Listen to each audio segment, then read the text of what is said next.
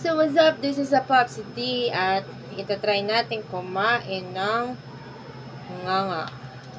So, ito yung dahon na tinatawag nilang buyo. And this is a powder, tinatawag nilang apog. At ito naman yung tabako. At ito yung bunga. So, pinakpok ko siya ng martilyo kasi matigas siya buksan. So, tatry natin magnganga. Binili ko pa to sa Cagayan, guys. Then, nakikita ko minsan sa mga video is inuuna nila yung apple kung tawagin. Pero yung iba, mas inuuna nila yung bunga. Pero tayo, uunahin natin yung bunga. Ipapalaman natin yung bunga. Wait, guys. Ang tigas talaga nung bunga. Hindi ko talaga siya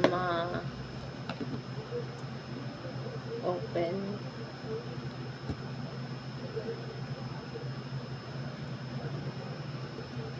So, ayan. Naglagay na tayo ng apog at bunga at saka tabako.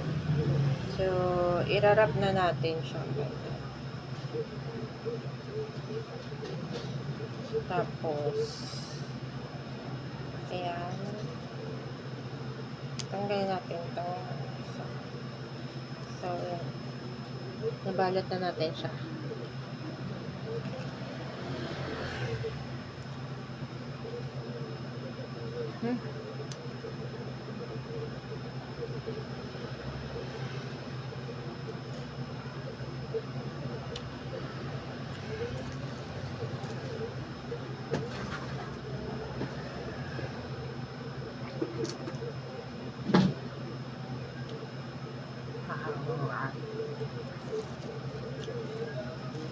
Yung ba nakikita ko nagaganda?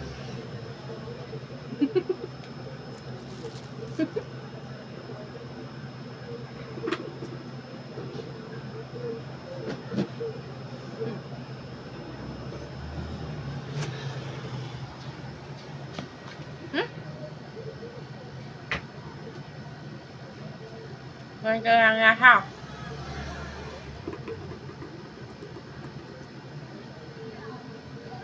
Ano ba yan?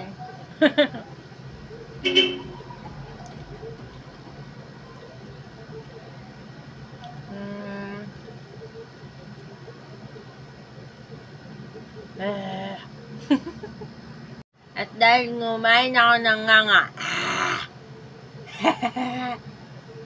Bakit ganito?